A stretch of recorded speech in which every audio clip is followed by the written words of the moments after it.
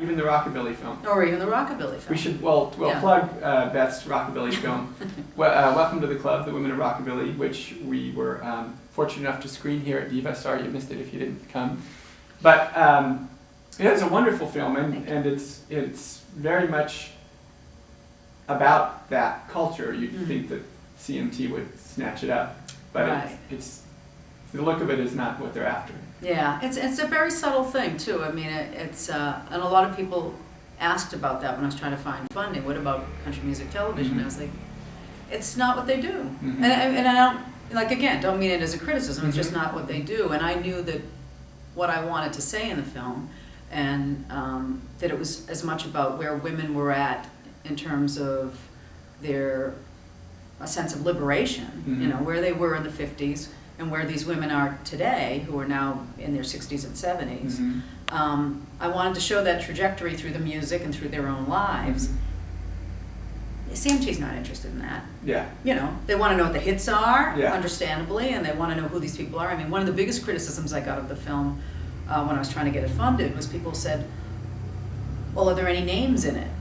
And I'd say, well, no, that's the point. You know, they're not famous really. And as it turned out, which was really gratifying to me, is two of them, their profiles were raised by the film, and they got into the Rock and Roll Hall of Fame. Deservedly so. So you know that's gratifying, but that wasn't what when I set out to make the film. They weren't that well known, and there's that sense out in the marketplace that I need some names.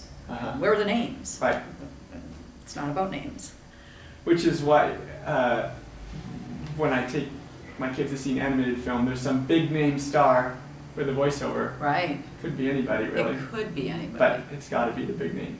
And it's funny because I was just thinking about that the other day because certain fields used to have lots of unknown people. I mean, Right. the voiceovers for animation particularly there are lots of people who perform those roles admirably, Oh, yes. and you don't know what their names are.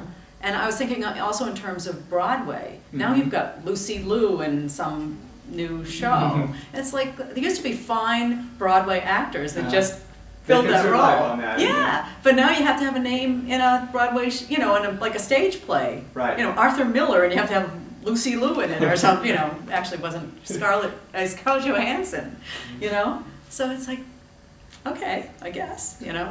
One of the other interesting things you mentioned in your seminar, which sort of dovetails into this marketing your work, thinking about your target audience and your distribution, all that, was your comment about how the Rockabilly film, the demographic that you were after actually was it different than you thought originally going out, or was it something that you thought about? But that's an interesting story. Yeah, well, when I first started the film, I made an assumption that it would appeal to people of my generation. So I'm like tail end of baby boomer.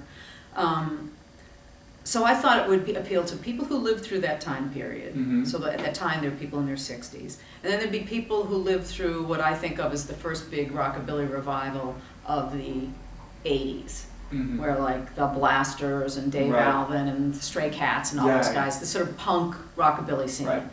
And so I assumed I'd be speaking to my peers and then people older than me. What I didn't count on until I started doing the research was that far outnumbering those two groups put together Mm-hmm. were fans, active fans who go out and listen to rockabilly music at any opportunity and in big cities almost on any weekend.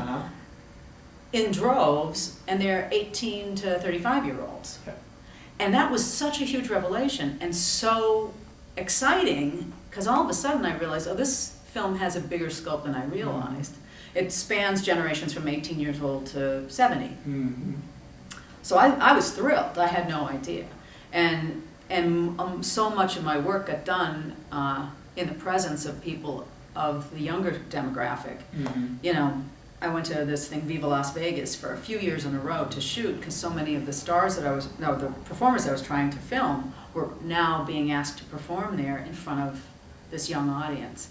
So it was great, and I was with people who led me to certain people, and those were the people that really supported the film when it was done. Yeah. Watched it more than anybody. Yeah. So it's kind of cool. And even in our audience here at Diva, we had Uh-huh. some of those folks Yeah. represented Yeah. here as well.